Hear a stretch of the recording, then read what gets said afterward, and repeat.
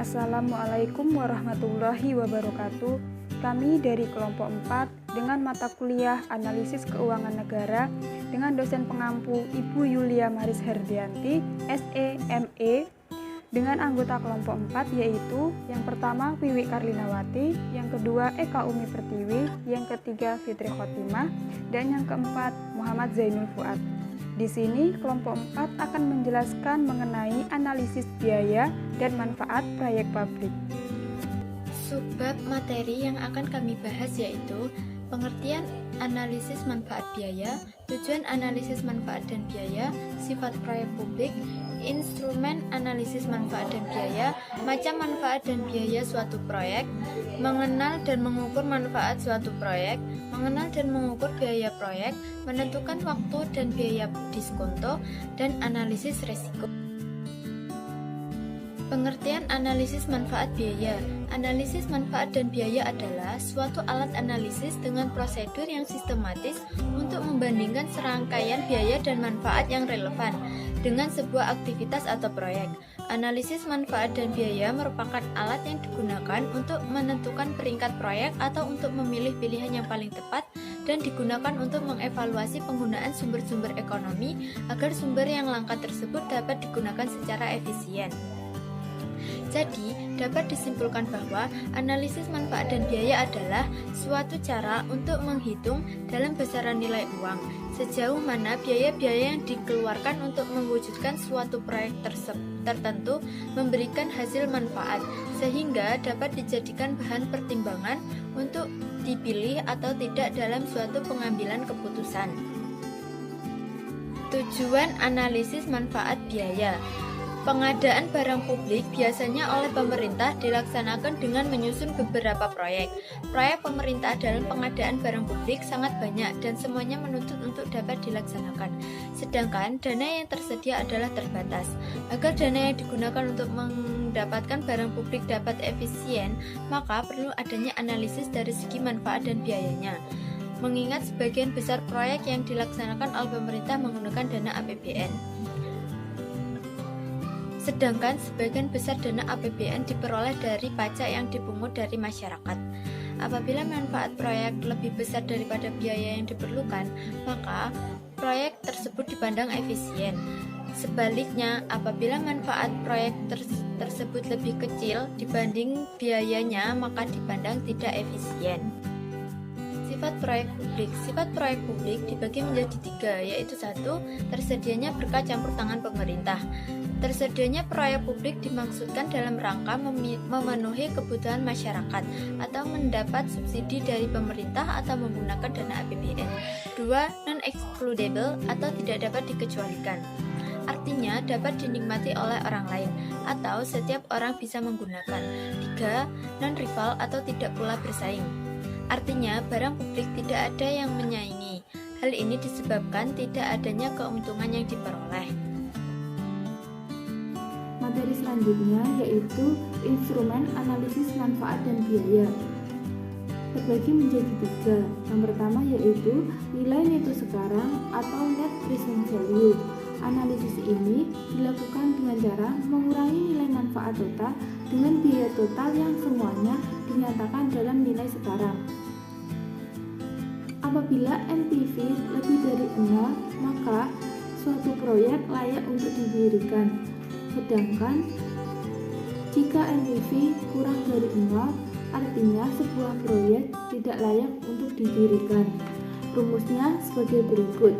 NPV sama dengan manfaat langsung ditambah dengan manfaat lingkungan dikurangi biaya langsung ditambah dengan biaya perlindungan lingkungan ditambah dengan biaya lingkungan eksternal dibagi dengan 1 ditambah tingkat bunga. Yang kedua yaitu rasio manfaat terhadap biaya adalah suatu analisis kelayakan sebuah proyek yang dilakukan dengan cara membandingkan total manfaat proyek terhadap total biaya proyek yang dinyatakan dalam nilai sekarang. Apabila BC lebih dari 1, artinya proyek layak untuk didirikan.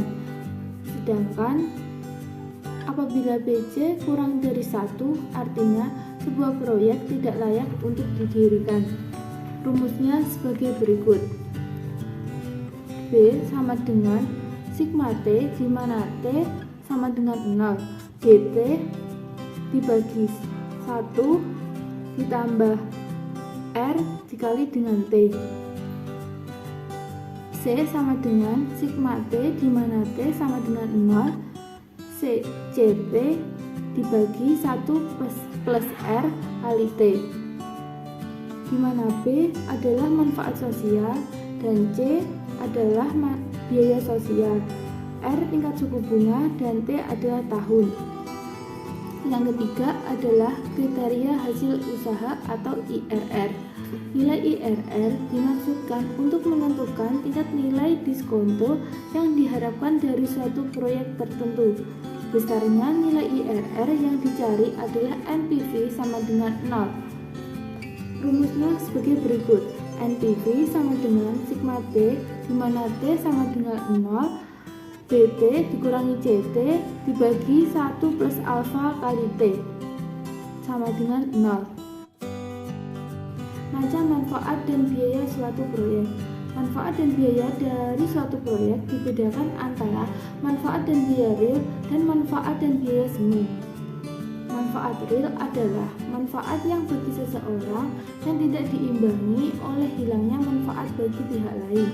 Sedangkan manfaat semu adalah manfaat yang timbul dari suatu proyek yang diterima oleh sekelompok orang tertentu, tetapi ada sekelompok orang lain yang menjadi menderita karena adanya proyek tersebut. Perbedaan manfaat dan biaya real suatu proyek adalah antara manfaat dan biaya langsung dengan manfaat dan biaya tidak langsung. Manfaat dan biaya real dibedakan pula menjadi manfaat dan biaya yang dapat diraba dan yang tidak dapat diraba. Manfaat dan biaya real dapat pula dibedakan menjadi manfaat dan biaya internal dan eksternal. Mengenal dan mengukur manfaat suatu proyek. Langkah-langkah yang harus dilakukan adalah sebagai berikut. Yang pertama, menentukan dampak dari proyek, yaitu barang atau jasa apa saja yang akan diperoleh dari proyek tersebut. Yang kedua adalah menyatakan dampak dari proyek tersebut secara kuantitatif. Selanjutnya, mengenal dan mengukur biaya suatu proyek. Akibat dari adanya suatu proyek adalah beban serta pengorbanan yang merupakan biaya dari proyek tersebut. Penggunaan sumber daya yang terlibat dalam pengembangan program akan mencakup pula opportunity cost, dikarenakan pengorbanan atau hilangnya jasa produktif pada sektor lain. Menentukan waktu dan biaya diskonto. Manfaat dari suatu proyek biasanya akan diterima beberapa tahun setelahnya. Proyek akan memberikan jasa yang akan diterima pada tahun-tahun yang akan datang. Yang selanjutnya adalah analisis resiko. Perbedaan resiko dan ketidakpastian adalah bahwa resiko memiliki nilai probabilitas, sedangkan ketidakpastian tidak dapat diketahui probabilitasnya. Seorang pengambil keputusan dapat memiliki sifat suka dengan resiko, sifat menghindari resiko, dan dapat juga memiliki sifat netral terhadap resiko.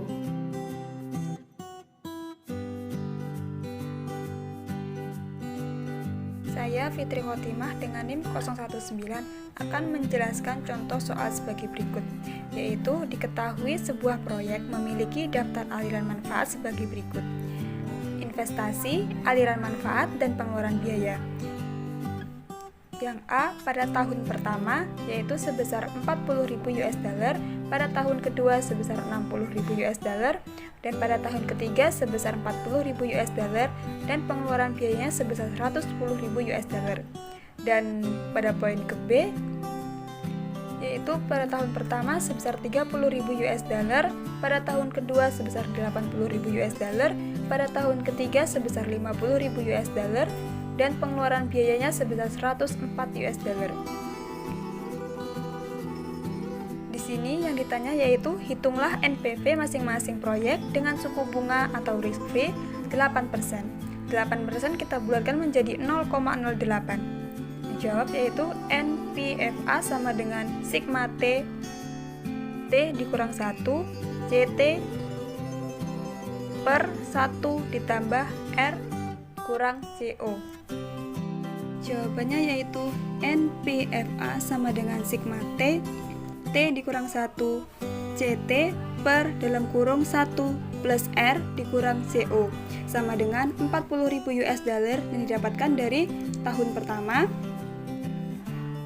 per 1 plus 0,08 ditambah 60.000 US dollar per 1 ditambah 0,08 pangkat 2 ditambah 40.000 US dollar per 1 ditambah 0,08 pangkat 3 dikurang 110.000 US dollar didapatkan dari pengeluaran biaya, yaitu sama dengan 40.000 turun ke bawah dalam kurung 1,08 didapatkan dari 1 ditambah 0,08 kemudian ditambah 60.000 US dollar per 1,1664 ditambah 40.000 US dollar per 1,2597 per 110.000 US dollar. Hasilnya yaitu 10.230,96 US dollar.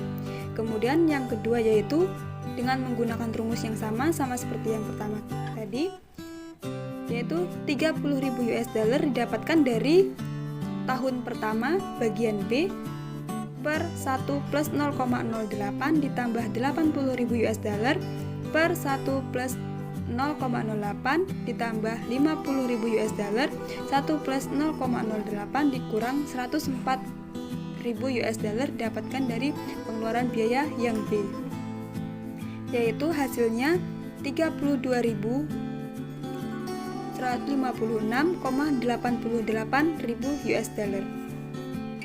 Kemudian jawaban soal yang B yaitu mana yang akan dipilih jika premi risiko 2% untuk proyek A dan 6% untuk proyek B.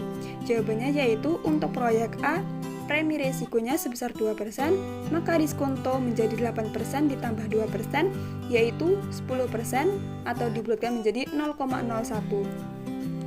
NPV A sama dengan 40.000 US dollar didapatkan dari tahun pertama bagian investasi A per 1 plus 0,1 ditambah 60.000 US dollar per 1 plus 0,1 pangkat 2 ditambah 40.000 US dollar per 1 plus 0,1 pangkat 3 dikurang 110.000 US dollar yang didapatkan dari pengeluaran biaya. Kemudian yaitu hasilnya 6.003,01 US dollar. Kemudian untuk proyek B, premi risikonya yaitu sebesar 6%, maka diskonto menjadi 8% ditambah 6% sama dengan 14% yaitu dibulatkan menjadi 0,14. NPFA sama dengan 30.000 US dollar per 1 plus 014 ditambah 80.000 US dollar per 1 plus 0,14 pangkat 2 ditambah 50.000 US dollar per 1 plus 0,14 pangkat 3 dikurang 104.000 US dollar. Maka hasilnya yaitu 17.622,77 ribu US dollar. Dari perhitungan kedua soal di atas diketahui nilai NPV proyek A yaitu sebesar 10.230,96 US dollar, proyek B sebesar 32,056,88 ribu US dollar, dan pada tingkat risiko proyek A yaitu sebesar 6.001 US dollar, B 17.622,77 ribu US dollar. Jadi dapat disimpulkan proyek B memiliki risiko lebih besar daripada proyek A, namun NPV-nya lebih besar proyek A, berarti dalam mengambil keputusan lebih memilih proyek B daripada proyek A. Kelebihan analisis manfaat biaya. 1. Penggunaan sumber-sumber ekonomi lebih efisien. Keuntungan penggunaan analisis manfaat dan biaya dalam penentuan program pemerintah adalah terjaminnya penggunaan sumber-sumber ekonomi secara efisien. karena program pemerintah telah dievaluasi dengan memperhitungkan keadaan perekonomian sehingga dapat meningkatkan penggunaan faktor-faktor sumber produksi. 2. Sumber-sumber ekonomi yang dapat digunakan dalam proyek pemerintahan akan terjamin keefisiennya karena diawasi oleh pemerintah. Penggunaan analisis ini sangat dibutuhkan terutama untuk meningkatkan efisiensi penggunaan sumber-sumber ekonomi sehingga dapat mencapai kesejahteraan masyarakat yang maksimal. Kelemahan analisis biaya. 1. Kurang fleksibel ketika diterapkan di masyarakat. Mengenai evaluasi proyek pemerintah, analisis manfaat dan biaya membutuhkan perhitungan manfaat secara kuantitatif, sedangkan beberapa proyek pemerintah manfaatnya tidak dapat diukur secara kuantitatif. 2. Tidak memiliki fleksibilitas. Karena analisis manfaat dan biaya perhitungannya dilakukan secara kuantitatif, maka analisis ini tidak memiliki fleksibilitas sehingga manfaat yang diterima oleh masyarakat terkesan masih jauh untuk meningkatkan kesejahteraan dan produktivitas. Tahapan analisis biaya dan manfaat. Penetapan tujuan dengan tepat.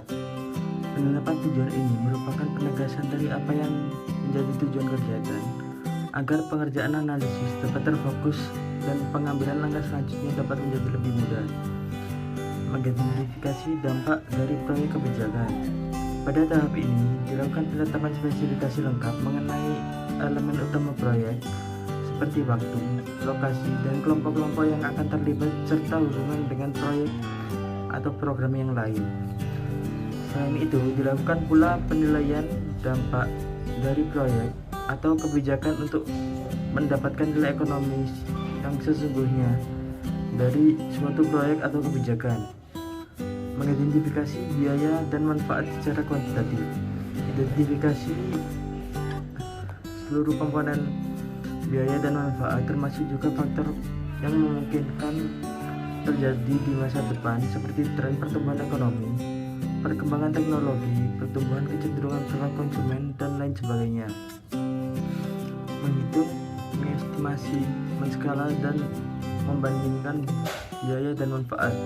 Pada tahap ini, seluruh biaya dan manfaat dalam analisis biaya dan manfaat harus dinyatakan dan diukur secara nilai uang agar dapat dilakukan pembandingan secara langsung antar berbagai alternatif yang dimungkinkan.